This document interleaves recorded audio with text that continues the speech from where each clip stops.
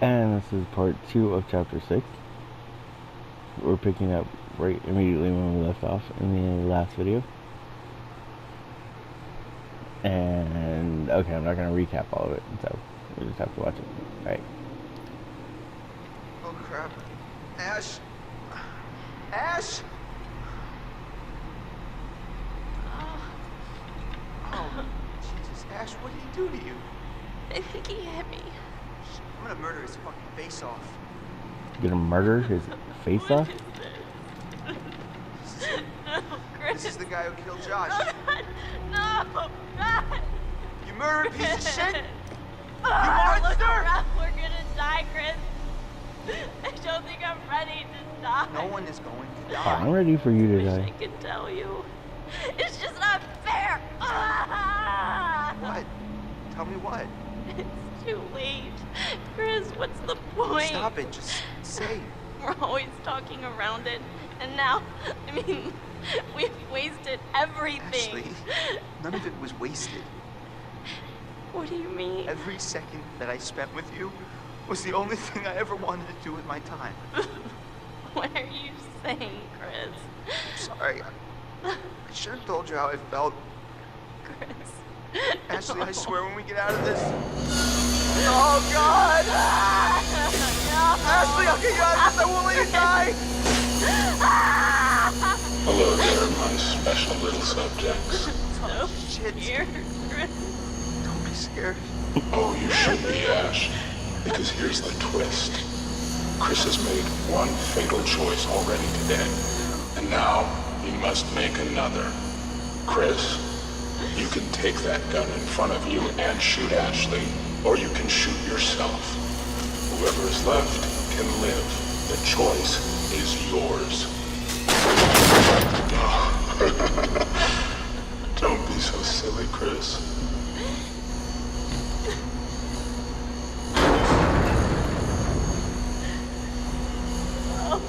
Don't choose. Trying to think he should just shoot himself. Wait, stop. You can do it, Chris.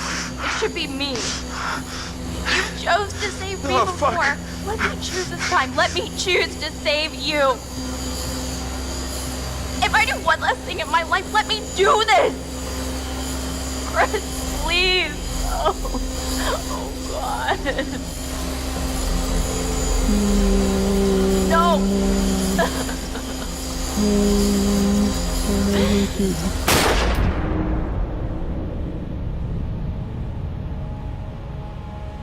That was kind of obvious. You never shoot the hot girl. You have gone too far now. Don't you see? Huh? Don't you see that this torture porn has gone too far? Torture porn. Now what gives you the right to play God in these people's lives? What makes you so special then? Huh?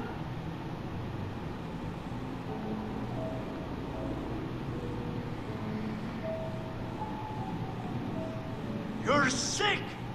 You're a sick fuck! Now what the hell have you done to them? Huh?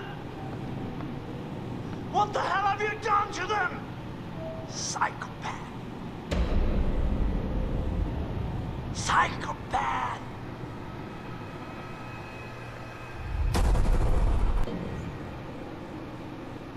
Okay, so yeah, that was the shortest video I have ever made.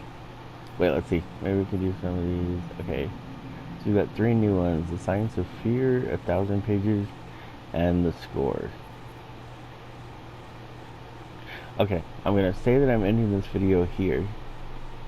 So if you don't really want to watch this extra bonus content, then just like go ahead and end the video. And otherwise, enjoy these extra bonus clips.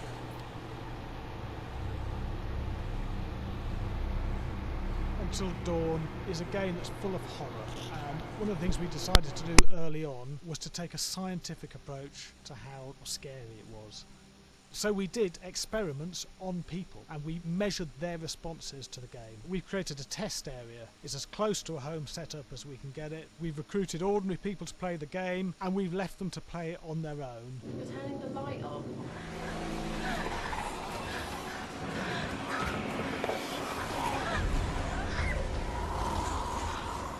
The only difference is it's rigged with cameras and microphones that relay the data through to the next room where people are watching them play. Bracelet here we use for biometric testing. It measures the player's emotional response. It's called a galvanic response sensor. It makes contact with the user's skin and it measures the electrical conductivity across their skin. It's the same principle as an old-fashioned lie detector. When you're stressed, you sweat a little, very sensitive, and picks up tiny changes if the player is feeling anxious or scared. That data's fed back to a testing team, comes through as a graph. I'm so sorry.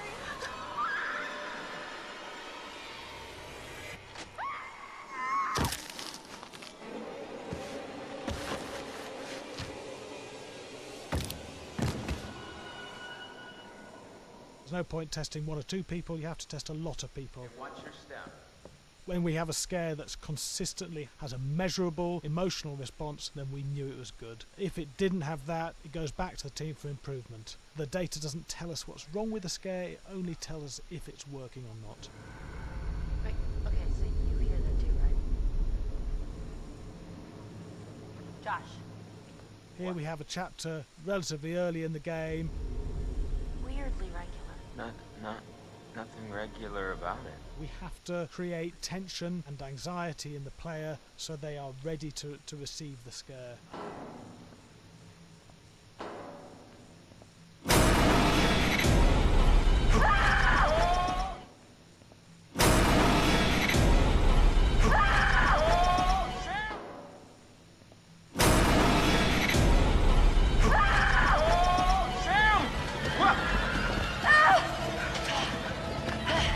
Give the player time to recover, to cool down, to calm down, and then start building the tension again before we do the next scare. Hey. What? Hey. What the hell? Ooh, you just got mugged.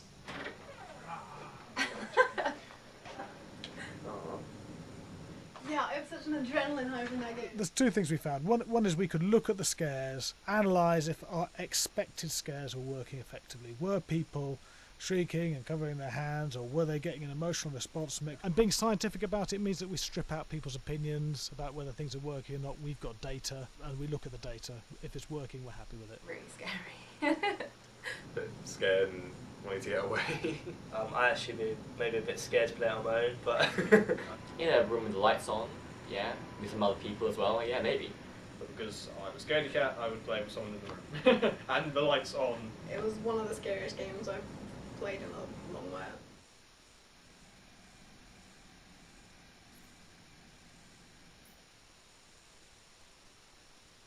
Hi, Larry. Hey, Graham.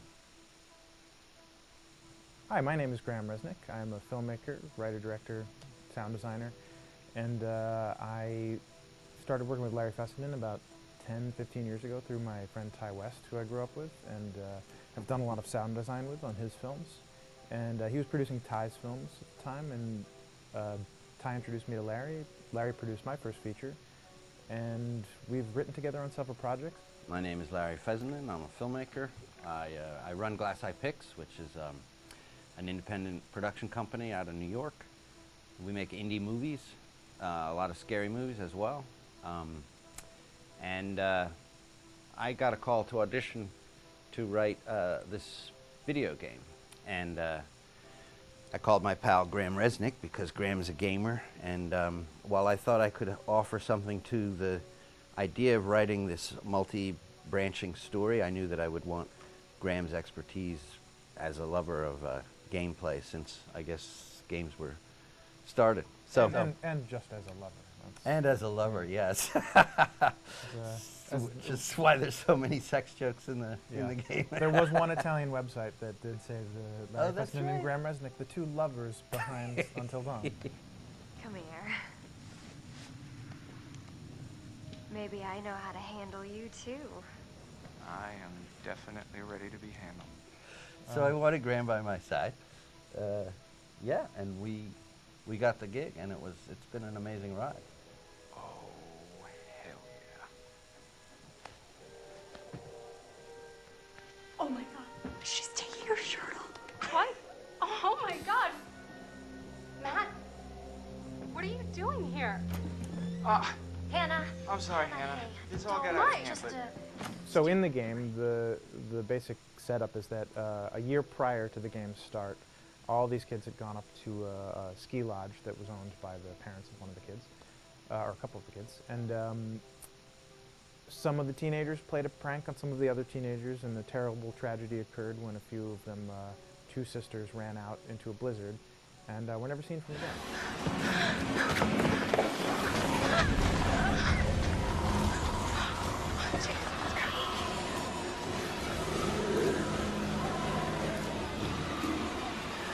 So now, a year later, this is kind of torn apart, this group of friends. They've gone through some trials and tribulations in the past year. The brother of the two girls has had a lot of psychological issues, and to kind of help him cope and help them all get over it, they all returned to the lodge a year later, back up on the mountain.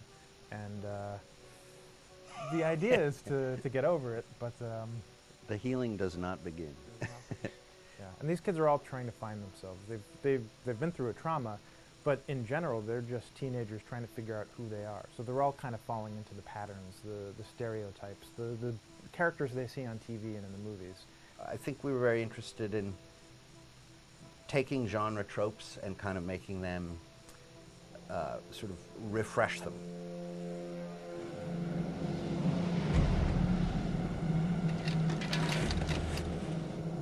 Hey, did you see that? Dad said it'd just be us this weekend. We're familiar with how slasher movies work. Most people have seen some horror movies, and we have established notions and preconceptions about the roles of the players in horror movies and how they talk and how they get killed and how they have sex.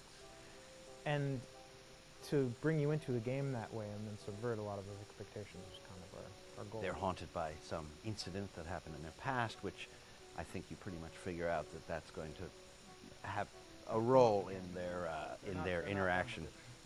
Yeah, so I think what was fun was we take some sort of stock characters and we try to give them some shape, but at least at the beginning they're recognizable in the way of groups of friends. There's the jock and the bitchy girl and the rivalries between everyone. And oh my gosh, and really fun characters too.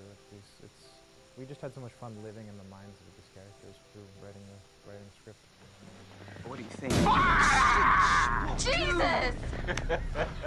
It was fun. I think we were looking to get that kind of banter that you see both in movies, but also that you absolutely have with friends, and sort of those inside jokes. And of course, as writers and as friends ourselves, we sort of developed little tracks, and we try to give the characters that kind of vibe.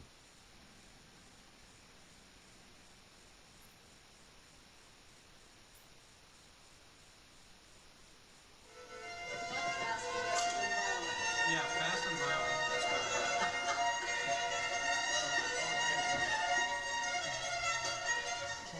All right, from the top.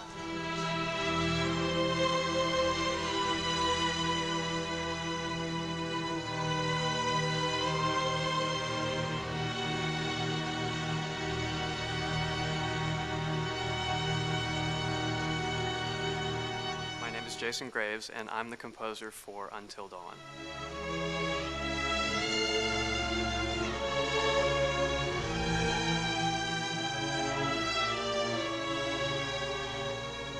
I've been involved with Until Dawn for about a year now.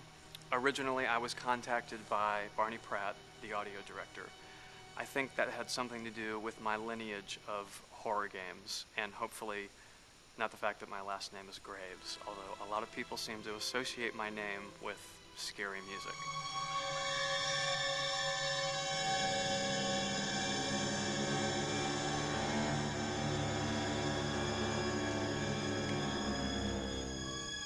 One of the things that was really exciting about working with Barney and the team at Supermassive is they really wanted something unique for the music. They wanted the music to stand out.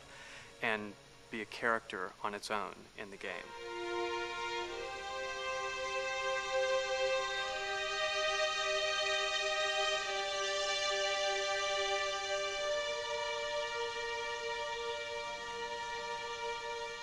When I'm first starting on a new score, and it doesn't matter if it's film, television, or games, I always end up going to the main theme. Sometimes the developer or producer isn't even necessarily interested in the main theme at the beginning. I just want to do it for myself, because for me, the main theme is the identity of the game. It establishes the mood, the atmosphere, and the character of the music, and how it's going to be playing in the background. And that's what we did with Until Dawn. That was actually my demo pitch to Supermassive Games. I put a main theme together, recorded all the instruments at my studio, and sent it to them. And they liked it. We actually ended up recording that exact theme, all the instruments and everything, live here at Ocean Way, probably 9 months ago. And that's what we've been using in all the demos for the game, and that's the final version of the theme that is the main theme that you'll hear on the menus and in some key pieces of gameplay.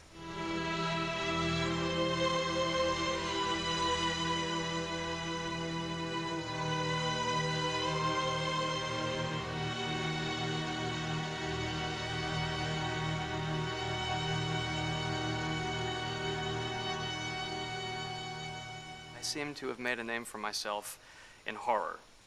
And there's something about scary music, I think it's maybe the lack of rules. The biggest rule in scary music is there are no rules, so you can do anything you want, and actually, if you end up doing things that don't feel like they would work out together, they kind of clash, and it ends up being even more effective for scary music. So that's what really drew me to Until Dawn, was the textures, plus writing thematic material that is interwoven with the scary textures. I haven't really done anything like that before. Usually it was just all tension all the time, and that's fun and it's great.